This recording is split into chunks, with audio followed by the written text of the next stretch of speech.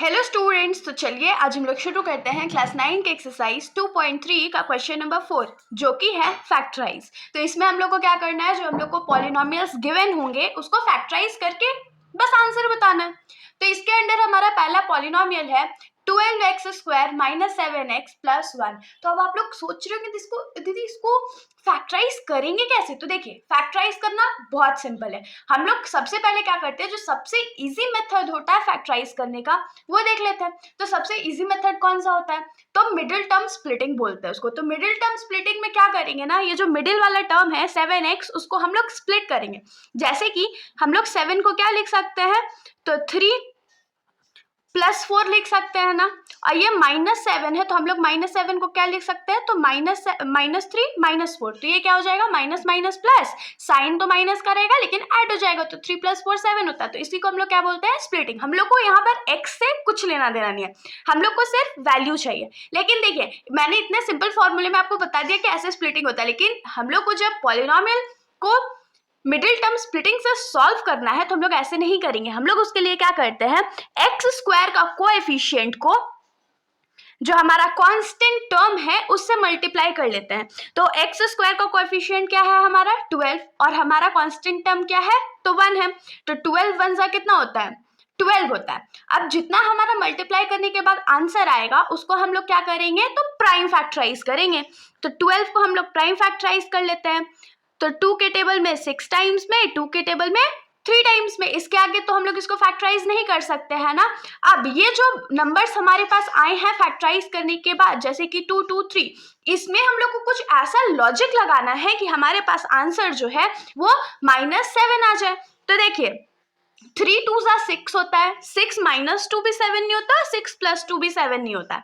वहीं पर अगर हम लोग ले 2 2 4 और 3, 4 और 3 से तो हम लोग कॉम्बिनेशन बना सकते हैं। अब देखिए, -7 है, मतलब कि -4 लेना पड़ेगा और -3 लेना पड़ेगा, तभी तो वो 7 आएगा ना।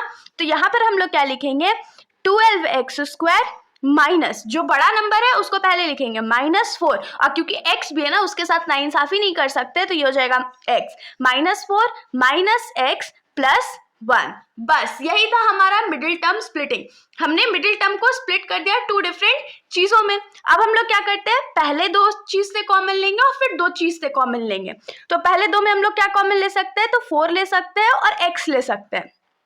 तो 12 में से अगर 4 बाहर ले लेते हैं तो कितना बचेगा, 12 डिवाइडेड बाई 4 कितना होता है, डिवाइड करके निकालना है। तो 12 डिवाइडेड बाई 4 होता है हमारा 3 और एक x भी बाहर ले लिया, तो यहाँ पर बचेगा हमारे पास सिर्फ x माइनस 4x, तो हमने पूरा कॉमन ले लिया तो ये -1 बचेगा।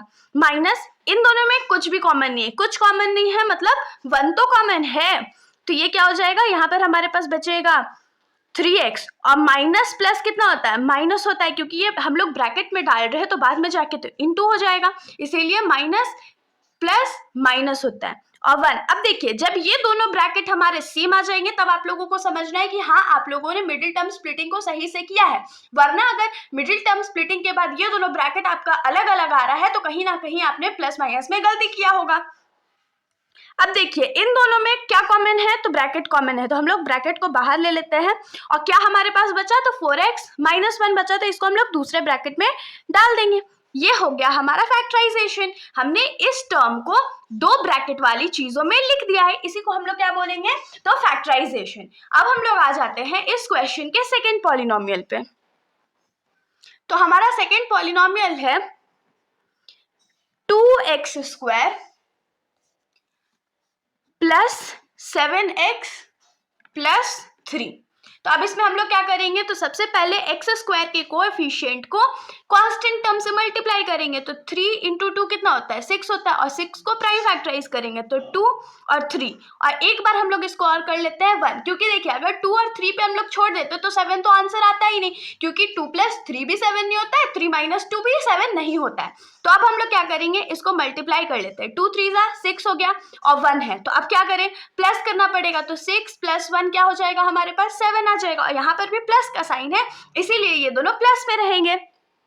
तो इसको हम लोग लिख सकते हैं 2x² + 6x + 1x + 3। तो अब इन दोनों में क्या कॉमन है, तो पहला 2 कॉमन है और फिर x भी कॉमन है, तो यहाँ पर हमारे पास क्या बचेगा, तो x + 3, क्योंकि देखिए 6 में से हमने सिर्फ 2 को बाहर लिया था, तो यहाँ डिवाइड करने के बाद हमारे पास क्या बचेगा, 3 बच जाएगा। तो 3 बच गया और एक x था, तो x तो हमने कॉमन ले लिया, प्लस इन दोनों में कुछ कॉमन नहीं है, मतलब 1 कॉमन है, और क्योंकि दोनों में प्लस का साइन है तो ज़्यादा साइन का फिक्र नहीं करना है। तो ये हमारे पास बचेगा x प्लस 3। आप लोग 1x लिखो, x लिखो, बात बराबर है, ब्रैकेट सेम है, मतलब हम लोग सही कर रहे थे। और दूसरे ब्रैकेट में हमारे पास क्या बचेगा, तो 2x प्लस 1, ये हमारा आंसर हो गया। अब हम लोग आ जाते हैं अपने थर्ड पॉलिनोमियल पे। तो हमारा थर्ड पॉलिनोमियल है 6x² प्लस 5x माइनस 6। तो सेम मेथड इसमें भी करना है। सबसे पहले क्या करेंगे, तो x² के कोएफिशिएंट और कांस्टेंट टर्म को मल्टीप्लाई कर लेंगे। तो 6 6 कितना होता है, 36 होता है। तो 36 को हम लोग प्राइम फैक्टराइज कर लेते हैं। तो 36 2 के टेबल में 18 टाइम्स में आता है, फिर 2 के टेबल में ये 9 टाइम्स में, फिर 3 के टेबल में ये 3 टाइम्स में। हम लोग को आंसर कितना चाहिए, 5 चाहिए। तो देखिए 3 3 जा क्या होता है, हमारे पास 9 होता है, और 2 2 जा कितना होता है, तो 4 होता है। तो अगर हम लोग 9 में से 4 माइनस कर दे तो हमारे पास आंसर क्या बचेगा, तो 5 बचेगा। तो ये तो बहुत कॉमन लॉजिक था। तो 9 में से 4 को माइनस करना है, लेकिन यहाँ पर साइन देखिए कौन सा है, प्लस का है, मतलब कि हम लोग को बड़े नंबर में प्लस चाहिए और छोटे नंबर में माइनस चाहिए। तो 9 माइनस 4 5 होता है। तो अब यहाँ पर हम लोग लिखेंगे 6x² plus 9x minus 4x minus 6। तो इन दोनों में हम लोग क्या कॉमन ले सकते हैं, तो 3 कॉमन ले सकते हैं। क्यों, क्योंकि 6 जो है वो 3 के टेबल में भी आता है और 9 जो है वो भी 3 के टेबल में आता है, और एक x कॉमन ले सकते हैं। तो यहाँ पर हमारे पास क्या बचेगा, 6 डिवाइडेड बाई 3 क्या होता है, 2 होता है।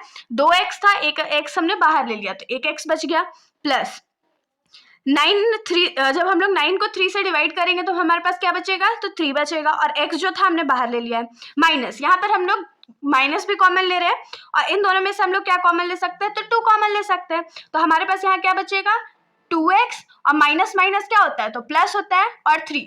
अब देखिए ब्रैकेट वाला वैल्यू हमारा सेम है, तो मतलब कि हम लोग मिडिल टर्म स्प्लिटिंग जो किए थे वो सही किए थे। और दूसरे ब्रैकेट में क्या आएगा, तो 3x माइनस 2, ये हमारा आंसर हो गया। तो अब हम लोग आ जाते हैं अपने फोर्थ पॉलिनोमियल पे। तो हमारा फोर्थ पॉलिनोमियल है 3x² माइनस x माइनस 4। तो इसमें भी सेम प्रोसीजर करेंगे, x² के कोएफिशिएंट को क्वोशिएंट से मल्टीप्लाई करेंगे। तो 3 4 कितना होता है, 12 होता है। 12 को प्राइम फैक्टराइज कर लेते हैं, 2 के टेबल में 6 बार में, 2 के टेबल में 3 टाइम्स में। अब हम लोग को यहाँ पर आंसर क्या चाहिए, तो माइनस x मतलब कि 1 चाहिए, क्योंकि यहाँ पर कोएफिशिएंट क्या हो जाएगा, 1 हो जाएगा। तो अब -1 आएगा कैसे, -1 है, सोचिए। तो देखिए 2 2 जा 4 होता है, और 3, अगर 4 में से 3 को हम लोग माइनस कर दे तो 1 आ जाएगा, लेकिन हम लोग को क्या चाहिए, -1 चाहिए। तो -1 अगर चाहिए तो बड़ा वाला में कौन सा साइन होना चाहिए, माइनस का साइन होना चाहिए। तो यहाँ पर क्या हो जाएगा, -1 प्लस 3, प्लस माइनस तो माइनस हो जाएगा, 4 - 3 1, और क्योंकि हम लोग हमेशा साइन बड़ा वाला का देते हैं तो 4 बड़ा है तो माइनस का साइन पड़ेगा। तो यहाँ पर क्या हो जाएगा, 3x² minus 4x plus 3x minus 4। तो इन दोनों में हम लोग क्या कॉमन लेंगे, तो सिर्फ x कॉमन ले सकते हैं, क्योंकि न्यूमेरिक वैल्यू तो कोई कॉमन है ही नहीं। फिर x अगर कॉमन ले लेंगे तो यहाँ पर हमारे पास बचेगा 3x, 2x था, एक x बाहर आ गया, माइनस यहाँ पर 4 बचेगा, प्लस यहाँ पर कुछ कॉमन लेने लायक नहीं है तो सिर्फ क्या कॉमन लेंगे, 1। फिर हमारे पास क्या बचेगा, 3x माइनस 4। अब देखिए दोनों ब्रैकेट सेम है, और अगर दोनों ब्रैकेट सेम होता है मतलब हमारा जो मिडिल टर्म स्प्लिटिंग है वो सही हुआ है।